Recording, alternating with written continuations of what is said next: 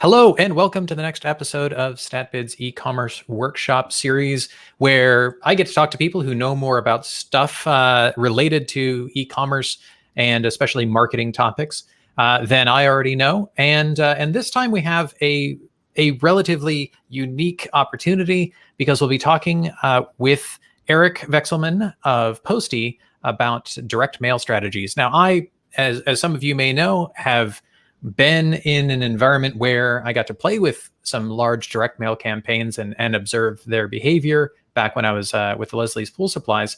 And so I've seen some that worked pretty well and some that obviously didn't work as well. And so it's surprising to me to think of it as sort of a blind spot for digital marketers. But if all of your competitors are thinking the same way, then that becomes a competitive advantage, knowing how to actually make what some people think is a difficult to measure channel into something that's surprisingly productive and really overturn a lot of those frankly incorrect assumptions about just because it's an older format, it doesn't still produce huge opportunities today. So I wanted to introduce Eric Vekselman. Thanks so much for joining us today. Why don't you give everyone a little bit of your background and then we can dive right into your presentation. Sure, Roy. Thanks for having me today. I'm really excited to join you because, as you said, when people think of direct mail, they don't necessarily think of direct mail with digital capabilities and it being a channel that can easily integrate with what you're doing across all your digital channels. So we'll get into that today. Hopefully it'll be a fun presentation, as surprising as the medium itself. Just a little bit about my background. I lead marketing here at Posty.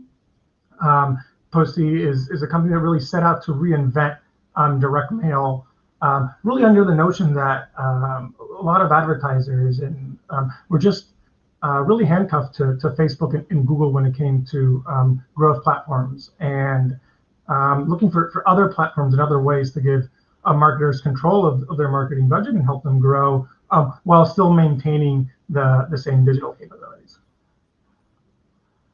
Right on.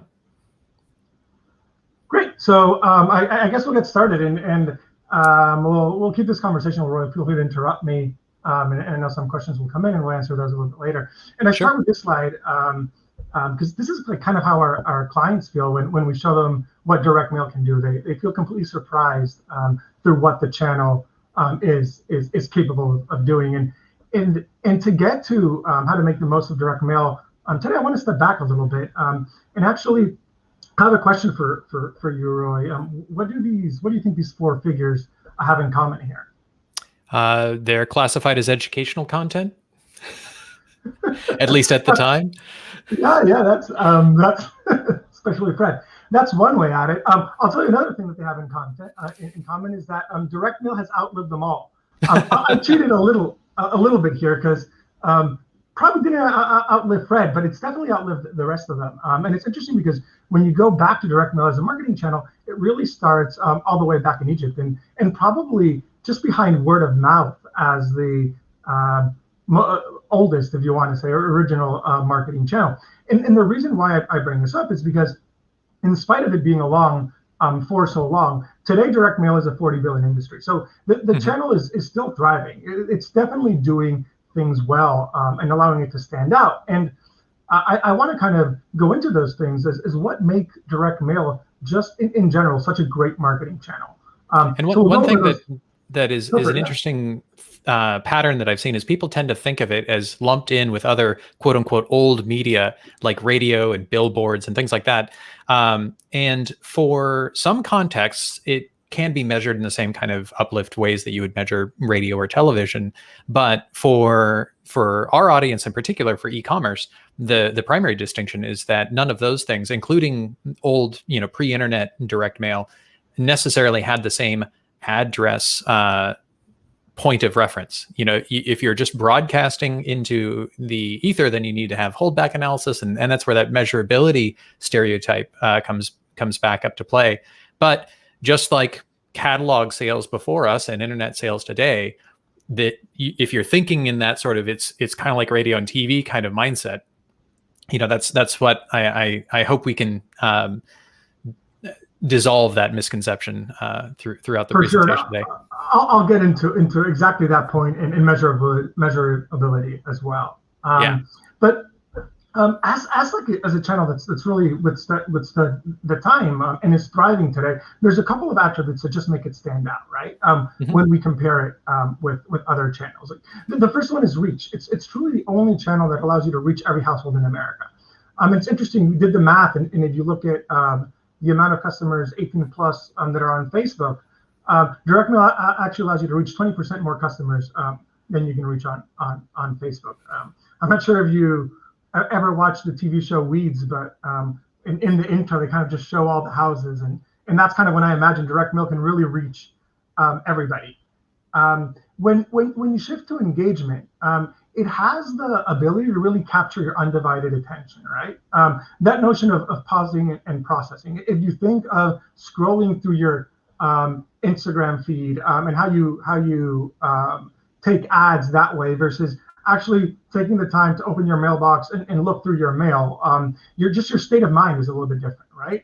And that really reflects in engagement levels. Like 73% of Americans really prefer to be contacted over direct mail, and when you compare it to email, you've got almost three times the engagement rate between direct mail and email. So it really does a great job at capturing people's engagement. For brand recall, and sometimes we forget that in real life still matters, and direct mail, just because of it's a physical piece that you're having, just really helps with brand recall. I think it's 75% of consumers remember a brand that mailed them, and when you look at it on the digital side, it's less than 50% of customers can actually remember a brand that has advertised to them digitally.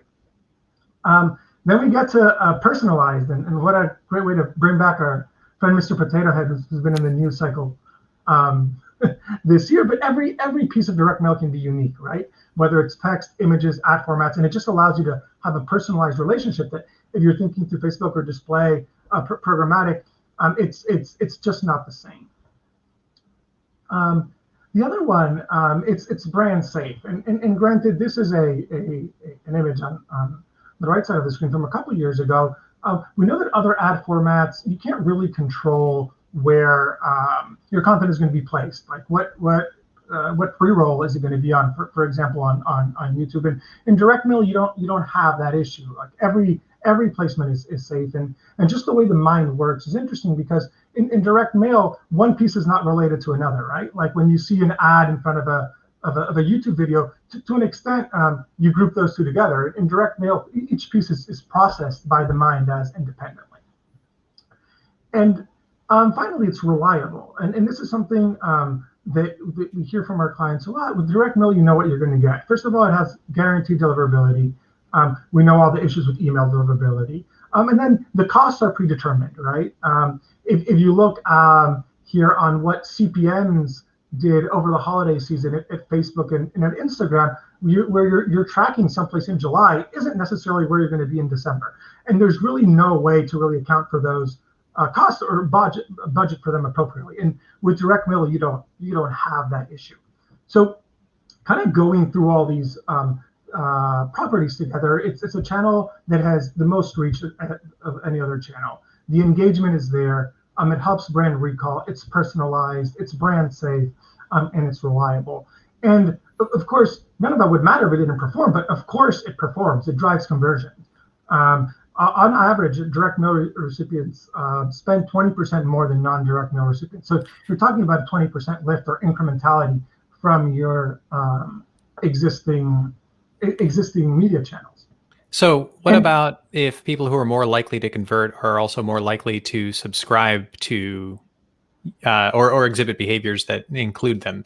How do you control for the selection bias? Like I see the same kind of metric for like using site search, for example. People say shoppers who use site search are 35% more likely to convert, and therefore you should try and get more people onto site search. But in fact, what you're actually seeing is that people who are more likely to buy are more likely to use the site search, and so the self-selection produces the number. I assume that's not the case here. Do you know how that was controlled for? Oh, on this specific study, or I'll tell you how we control for it. So yeah, that'll be perfect for holdback groups, right? So when we are, let's say we're mailing a prospecting audience, and we'll get into some of the capabilities a bit further down the presentation. But let's say we'll build a lookalike audience.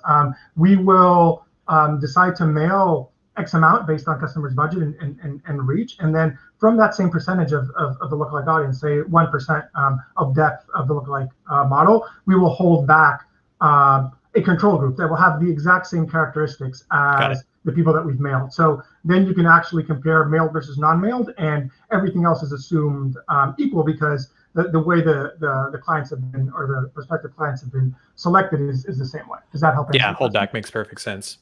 Cool, thank you. Cool. And going back to what you were kind of hinting at before, in spite of it being such a powerful channel with such great characteristics, when you talk to marketers about what their how they manage their channels, you kind of get this a split playground kind of look, where on one side they've got Facebook, they've got Google, they've got email, YouTube, influencers. All of those are referencing each other and creating cross-channel journeys and kind of working one way. And then on the other side, you've got direct mail. And it's a shame, because you look at this kid, she seems like she'd play great with all the other kids in the playground, and she has a lot to add. And what's interesting is that it's not only the way sometimes marketers think of their marketing mix, it's also the way sometimes the org itself is constructed, right?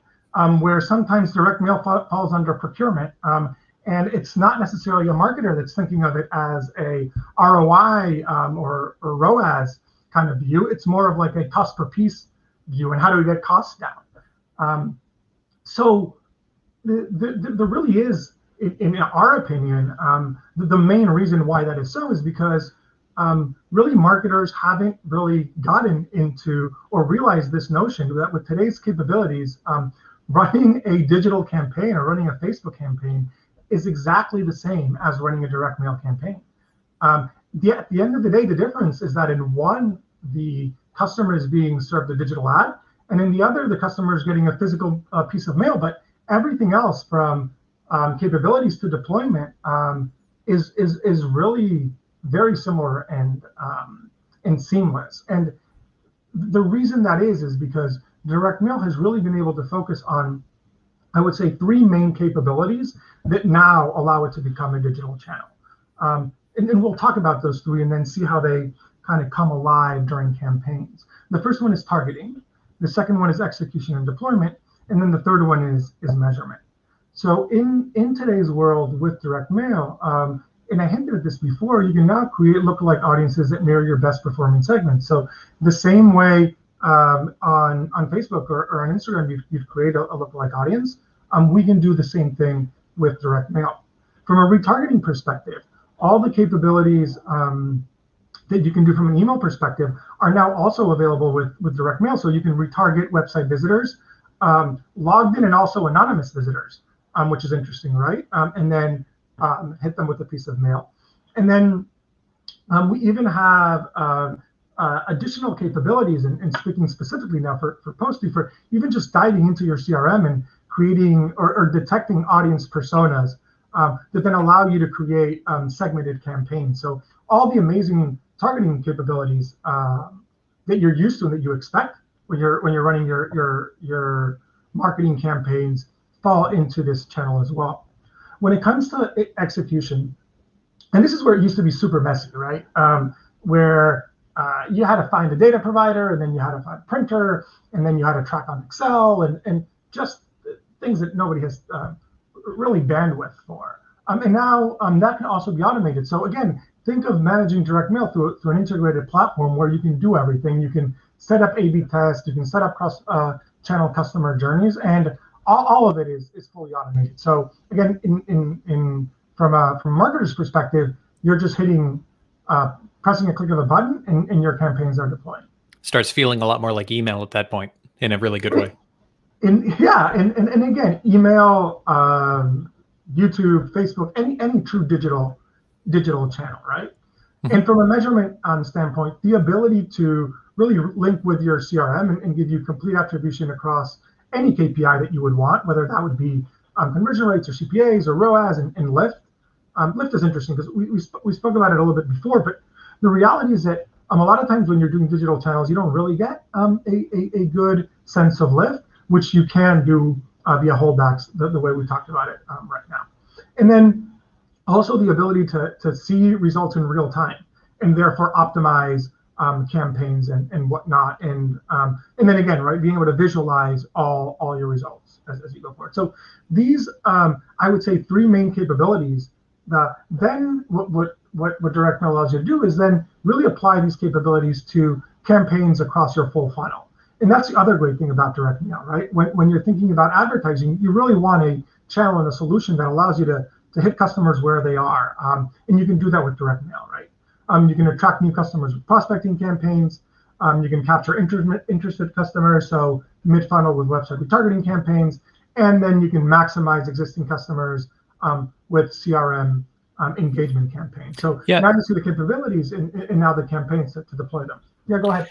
So I see you've got the arrow going down, and this seems to imply the sales funnel. Is that what you're showing here? Like the sort of high in the funnel, medium, and things that are even closer to the checkout. But as far as deployment, if you were to do one of these first, would you start at the top and work your way down, or the bottom up? And I'm just sort of comparing to strategies for ramping up other paid channels and how it might compare. No, that's an interesting point. I would say one way to look at it is the sales funnel. The other way we look at it is where customers are on their journey, right? So you might have different customers at different stages.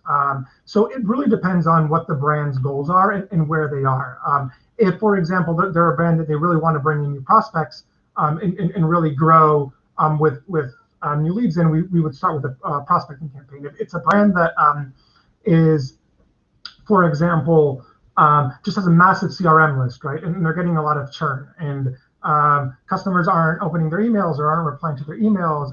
But there's a lot of lifetime value to be gained there. Then you can start with a CRM campaign. So it's not a one approach fits all. We'll get into it when we go into the campaigns a little bit further, where there are benefits of running all three campaigns. To be quite honest, because then campaigns can talk and learn from each other. But and also what we see sometimes is, part of the previous slide that I showed, that teams are sometimes separate within a client, right? So you've got somebody who's really responsible for retention, and then you've got somebody who's responsible for growth. So in that case, each team kind of has their unique goals. So it's really based on where the client is at, what stage the brand is in, but all of them will provide great results. Got it. Great. So now want to shift a little bit more into more tactical. 7 direct campaigns seven direct mail campaigns that convert. I've added an additional one, so we'll actually go at 8. Couldn't help myself. And what we'll do is we'll divide them. So we'll tackle prospecting campaigns first, then website retargeting campaigns, and then CRM campaigns to kind of give examples of each one and follow the setup that we had about. And for each campaign, I'll quickly describe it, give an idea of why it works, and then share what variables make sense testing and a pro tip from our end. To be quite honest, the variables in each campaign, there's more than 2 variables that make sense to test, but in order not to be super repetitive and whatnot, I'm just choosing a couple for a campaign, but they can be interchangeable. So at the top with prospecting campaigns, any digital marketer is super familiar with lookalike audience campaigns, right? What are we doing in these campaigns? We're really modeling a lookalike audience from your best performing customer segment or a specific segment in your CRM, and then using a third-party database to build an audience. Like, why does it work? It's just the general principle, right? Like customers who look like your potential customers who look like your customers, most likely will also find your brand relevant. When we talk about variables to test, one of the things I think that distinguishes direct mail is that we use third-party data sets, right? And each data set is a bit different. The reality is that if customers look like the Spider-Man meme here, it'd be great. Like, it'd be super easy to identify which customers look like your customers, but they usually don't match that quite well. So I want to talk a little bit about it, because this is one of the first conversations that we have when clients on board is like, okay, why should I test different data sets? And people are familiar with them, like with Axiom and Epsilon and Experian. They're known data sets, but testing data sets against each other is really interesting. So The reason why we really recommend this is because data sets have unique features and strengths, right? And they classify individuals differently. So you might have heard of the fella on the screen here. Roy, if I would ask you to describe him or classify him, how would you classify LeBron James? Sports ball player. Sports ball player is definitely one. Any other ideas? More demographic or descriptive. If I were in apparel, I'd be classifying him as big and tall. If I were in sporting equipment, I'd be classifying him as indoor activity. Yep. If I were looking at income, I would say high end. Yep. And all those are proper, right? So what's interesting is that two different data sets might classify the same individual differently. Somebody might classify him very specifically, right, as a professional basketball player for the Los Angeles Lakers, and another data set might be a bit more general, like as an elite athlete in a major metropolitan area. And what then happens is, if you think of how this kind of goes into the models that you're building, is you'll get two very different customer models in one versus the other, right? So one of the interesting things we see with some of our clients is like they might want to go with a data set that's very prescriptive, but then you realize that they had other clients that were also interested with more general characteristics. So we always recommend when you're working with us, and especially running prospecting campaigns, to test data sets. Yeah, and what I've found is, and this is true for almost any kind of segmentation, but especially with lookalike audiences in particular, is the more specific you get, the smaller the audience, but potentially the higher the return, depending on how relevant that slice is to your message. And so, especially when you're talking about prospecting campaigns, the wider that net, the higher your CPM equivalent would be, because it's not necessarily going to be as relevant to every single participant, but that diminishing recurves turn still has a y-axis, and that means that you get larger and larger audiences that depending on how compelling your messaging is, may still respond. And so you can make it up in volume in some cases, but where you have a really tight budget or really tight constraints on what kinds of campaigns you can run, those more specific ones might be smaller, but they tend to be more predictable in terms of their response. And that's definitely true. Another interesting way of that is some clients come to us and they're like, we really want incrementality. Right. So we want to reach somebody that we're not reaching with other channels. And then this possibly gives you an opportunity to like, okay, you think like this is who your audience is, so this is probably who you're reaching through other channels. But if you want to reach somebody different, yes, your CPA might be a little bit higher, but at the same time, you're bringing net new customers, right? So there's a lot of interesting conversations to have when you're thinking about how are you choosing a data set and testing it and seeing what works. Yeah, and if incremental new customers are your priority, you're going to make different decisions than if sheer efficiency and margin control is your priority, and different businesses are going to have those priorities in different proportions at different points in their life cycle themselves too. Yeah, and what's great is that probably a lot of people don't know that you can actually make those decisions when you're using a channel like direct mail, right? So just speaking to the capabilities. I'm going to go a little bit faster here because I think I prepared a bit too much content for today.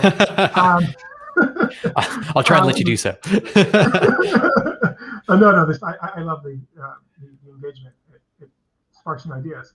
Another variable to test is frequency, right? Right. I think on average it takes 7 times for somebody to see your brand to convert. Doesn't mean the 7 need to be through direct mail, but don't necessarily expect for the first piece to convert, right? Frequency is another good variable to test. And then a tip that we give all our clients is that when we're starting, it's best to start simple with a simple ad format. The reason being is that you want to set up your campaign for success, and ROAS is part of that, and cost is part of that. We know that a simple ad format works, so let's start there as opposed to burdening additional cost that then will get full campaign metrics lower, right?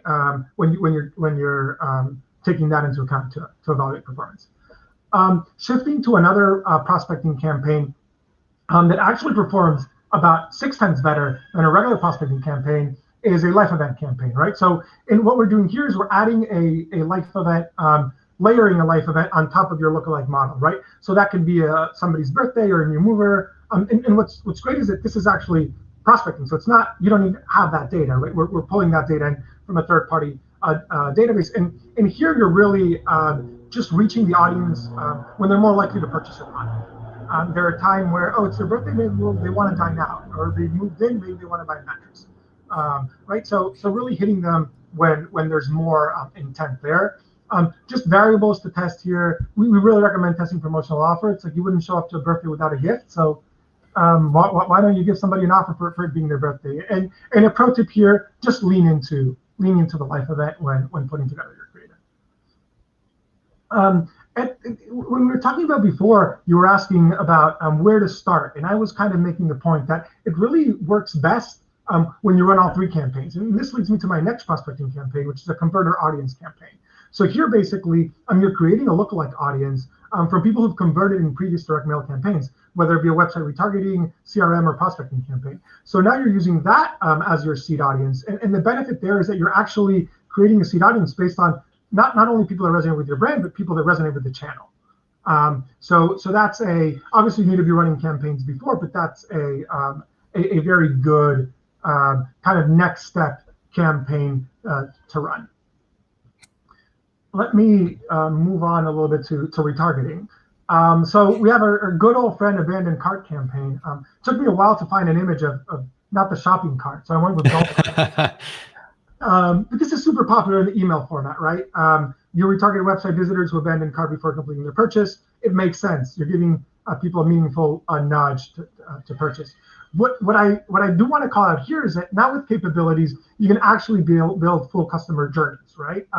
And the pro tip is here, let's really integrate. The idea is not for direct mail to be a separate channel. It should play in with your existing channel. So maybe you hit them first with an email, right? That has no cost. And if they don't convert, then you hit them with a direct mail send.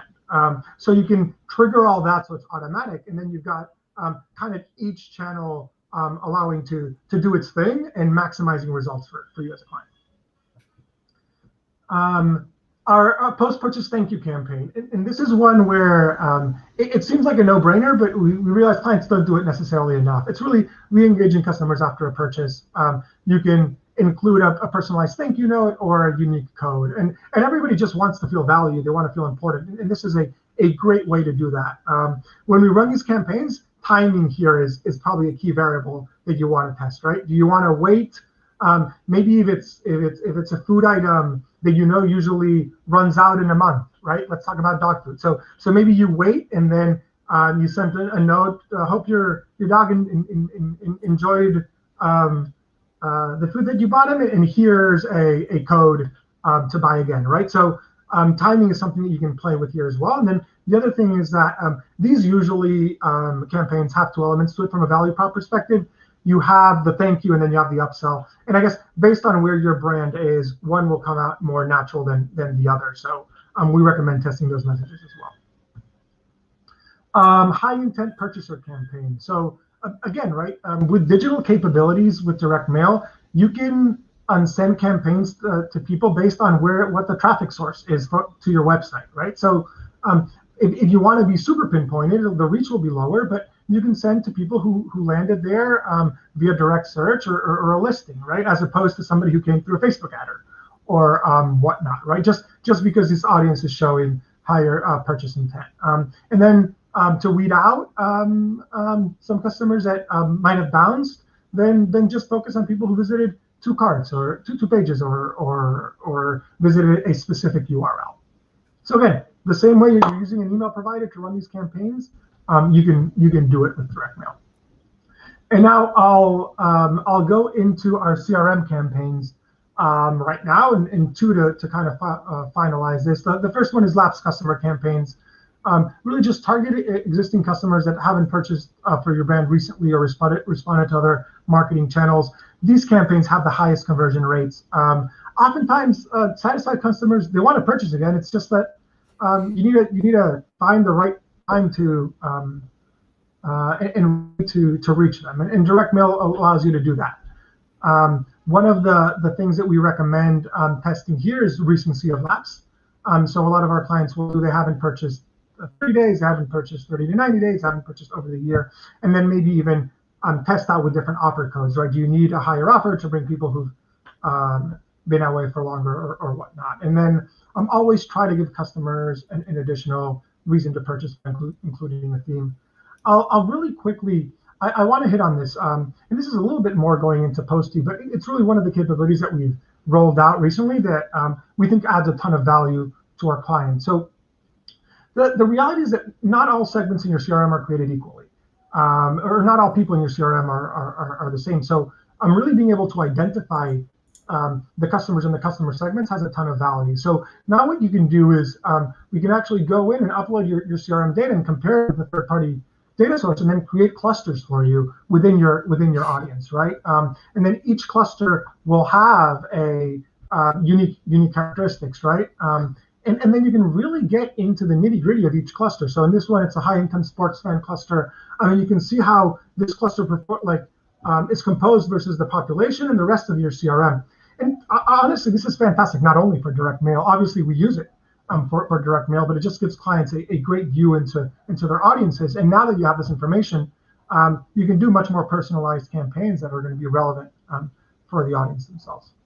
And then I'll finalize with another campaign favorite, the email unsubscribe campaign. Hopefully you don't have 5,000 unread emails on your app, but sometimes you do. I was talking with my wife the other day, and I sent her an email, and she's like, "Oh, I didn't get it." I'm like, "What do you mean?" I sent it to you. I'm like, "Oh no, I abandoned that one because that address gets too many emails." Actually, like 57% of email addresses are abandoned. So there comes a point where it's just like super saturated, right? I mean, people just unsubscribe because they need a break. We can set a trigger where somebody unsubscribes, and then you can send a direct mail campaign. Again, timing here would be of the essence. Also, if you're collecting an unsubscribe reason, then filtering for, I never want to hear from you again is different than I just get too many emails. And so if you have a good 100%. If you have a good email preferences set of options, and especially for offboarding, that would be a great opportunity to sort of fill in a little bit more of the context, so that when if you choose to hit them with a direct mail, it has the right context wrapped around it too. Yeah, no, that's a great point. So we rushed through this to try to hit the half hour. I had one more slide, but I think we can just jump to Q&A if there is any. Yeah. Let's also bring your colleague, Josh, who's the VP of Strategic Sales for Posty, on here, as he may also have some thoughts. Hey, Josh, thanks for joining. Absolutely. Thanks for having me. So we've got a couple of questions from Shiloh. The first is, let me just throw it on screen here. I've got a few questions I think folks may be interested in hearing. What sort of minimum investments are required to test the platform? Or if you want to go broader, the channel in general. Josh, it seems perfect that you kind of joined for that question. Perfect. Right up my alley. Happy to answer that. So, we think about initial investments in a timeline as well. It's not just about one campaign and how much do I need to spend in one drop to test each strategy. That's not a very wise thing to do in direct mail. There's a lot of different variables that could come into play with one campaign. You want to normalize performance across multiple sends. A typical initial proof of value period would be about 6 months. And so we want to look at each strategy. Let's say site retargeting. You could probably get away with lower budgets. They're trickling out in smaller volumes each day, but you want to give it that runway of several months to really get some statistical significance in the data coming in. Something like a prospecting campaign, it's going to be a big, blast maybe once a month. And our recommended minimums there are about 25,000 pieces per test cell. You always want to be testing creatives, testing different audiences. And so there are two very different minimum investments there. And of course, the actual cost of those investments depends on what creative you're sending, what format, what size. But we can make some recommendations depending on the strategy that you're running or the collection of different strategies that you may be running over that initial time period.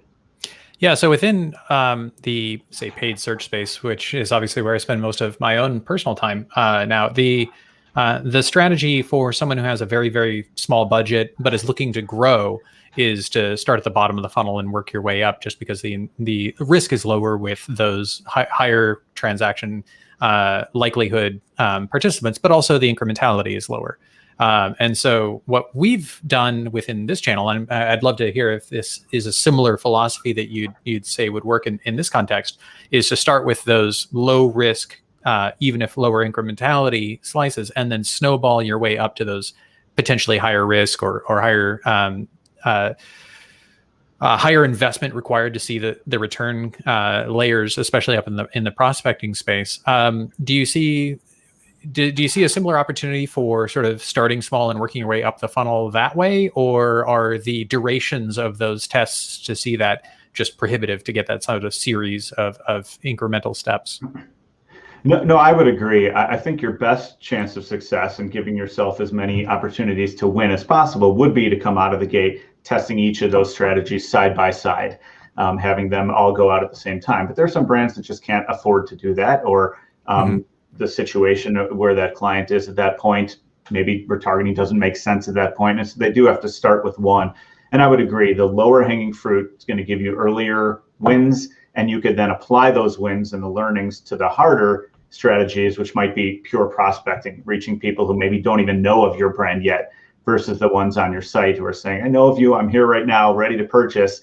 Let's convert them, test your creatives with that lower hanging fruit, and then apply those learnings to the harder strategies a few months later. Got it.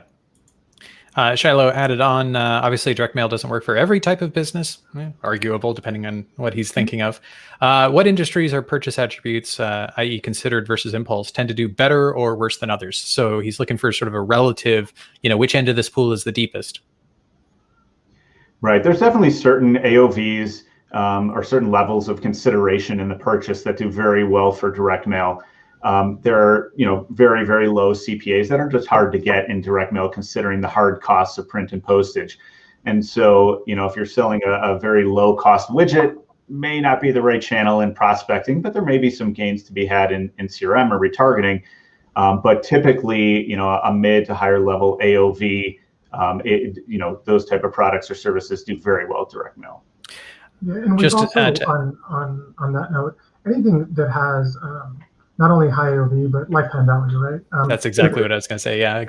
Yeah. So in my experience with direct mail, it was a little bit of both large pool equipment, $1,500 pumps and heaters, but also replenishables like chlorine,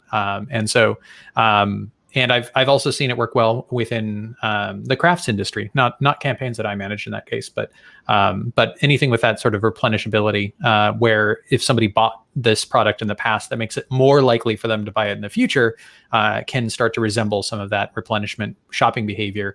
Whereas if you bought a pool pump yesterday, you're the least likely person in the world to buy a pool pump tomorrow.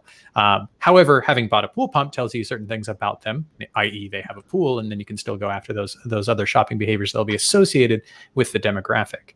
And you could imagine the same thing with, say, apparel. If you bought a printed T-shirt, that usually means that you might not buy one tomorrow, but you're the kind of person who buys printed T-shirts online, and therefore in the long term you're more likely. And so you can get these hybrids of those two different behaviors, and knowing where that contributes to your LTV, your lifetime value, allows you to then sort of borrow against that LTV to pay for that new customer acquisition, and that works exactly as it would for a high average order value purchase.